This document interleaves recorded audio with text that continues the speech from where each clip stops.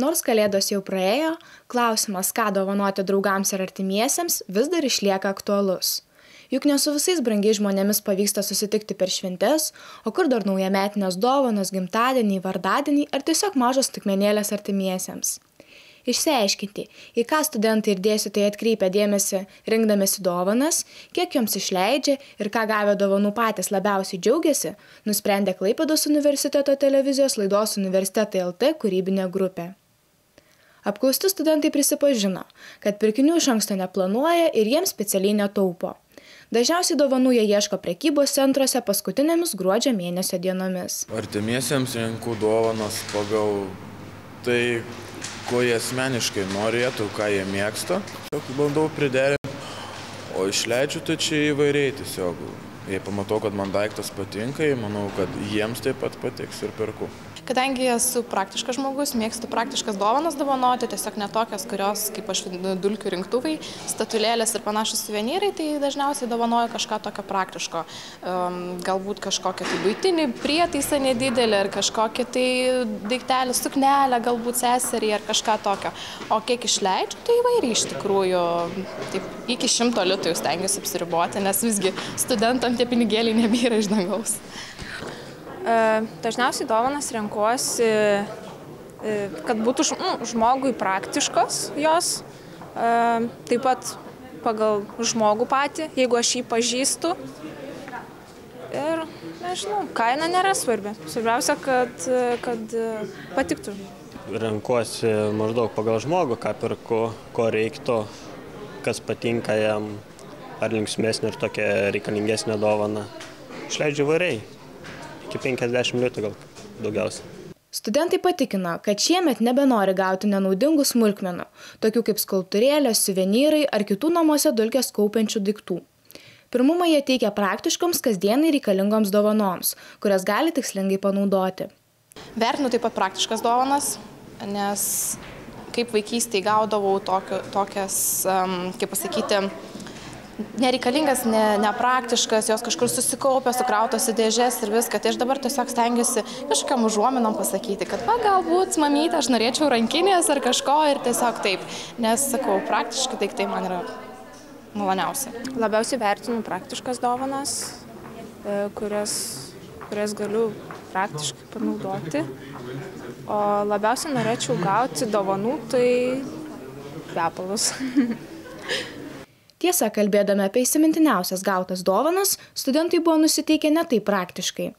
Daugiausiai teigiamų emocijų jiems suteikė rankų darbo dovanos, pliušiniai gyvūnėliai ar vaikystėje gauti žaislai. Labiausiai strigo tai mano vaikino dovanota dovana, didelis meškinas, 1,5 metro dydžio. O, manau, buvo pati mieliausia dovana, kurią aš buvau gavusi, širdžiai. Vaikystėje buvo įspūdingiausia mašinėlės gauti. Gražias, kokias Ferrari. Bet čia įspūdingiausias man. Nes anksčiau, vaikystėje labiausiai būdavo to įspūdžio, dabar gauni ir laimingas esi. Įdomu tai, kad Klaipėdos universiteto dėstytojai dovanų atžvilgių buvo nusiteikę kiek atlaidžiau. Jie tikino, kad švenčių metu maloniausia negauta dovana, o sulauktas dėmesys iš dovanos teikėjo. Pasak dėstytojų, puikia dovana gali tapti ir pats paprasčiausias draugiškas palinkėjimas. Dovana tokia malonė, jeigu žmogus iš tikrųjų dovanoja tau tą dovaną iš širdies, kaip pasakyti. O pavyzdžiui, praeitais metais gavau įdomią dovaną rankšluostiną ir iš tikrųjų man labai patiko, labai praktiška, labai čia keitėmės dovanom fakultete su kolegom. Tai, pavyzdžiui, buvau labai patenkintas. Norėdamas ištirti, koks šiais metais yra ne tik akademinės bendruomenės, bet ir visų lietuvių požiūris į dovanas, akcinės bendrovės Swedbank asmeninių finansų institutas atliko tyrimą, kurio metu daugiau nei 1000 respondentų pareiškė nuomonę apie savo šventinio laikotarpio finansinę elgseną. Tyrimo duomenimis, šiemet dauguma Lietuvos gyventojų šventiniams pirkiniams ketina skirti didesnes sumas nei pernai. Pasak Swedbank asmeninių finansų instituto Lietuvoje vadovės Odetos Blažienės, įdomu pastebėti, kad didesnės pajamas gaunantis lietuviai ketina dovanomis palepinti tik savo šeimos narius, o mažesnės pajamas turintys gyventojai dovanoja smulkesnius dalykus, tačiau gausesniam žmonių ratui. Pasak Swedbank asmeninių finansų instituto Lietuvoje vadovės Odetos Blažienės, įdomu pastebėti, kad didesnės pajamas gaunantis lietuviai ketina dovanomis palepinti tik savo šeimos narius, o mažesnės pajamas turintys gyventojai dovanoja smulkesnius dalykus, tačiau gausesniam žmonių ratui. Swedbank asmeninių finansų instituto tyrimo metu paaiškėjo, kad lietuviai po eglute žada dėti kosmetikos ir parfumerijos gaminius, nors patys norėtų gauti dovanų čekius ir grynuosius pinigus. Dažniausiai, ką norėtų gauti žmonės, tai yra grynieji pinigai arba dovanų čekiai. Ypatingai grynieji pinigai yra populiarūs tarp jaunų žmonių ir, sakyčiau, studentų, netgi tai žmonių iki 25 metų. Na, tai be abejo yra susiję su tuo, kad jų pajamos yra pakankamai mažos ir vienas mažiausių tarp visų gyventojų. Ir kitas dalykas, kad turbūt jaunam žmogui yra kur kas paprasčiau pačiam išsirinkti, nei jisai tikisi gauti iš savo giminaičių, kad jam išrinks tinkamą dovaną. Pasak Odetos Blažienės, renkantis dovanas taip pat galioja ne kiekybės, o kokybės standartai. Visgi aš siūlyčiau pasvarstyti apie dovanų tikslingumą. Ar tikrai reikia pirkti dovanas? Studento biudžetas nėra didelis.